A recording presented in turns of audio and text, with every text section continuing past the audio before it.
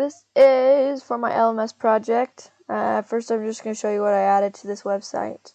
And I added a meme on your meme page. Made it better. Second thing, here is my website.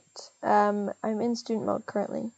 But here is my picture, my information, contact info, phone number, email, 2 little buttons that can link to the modules. I think remove me.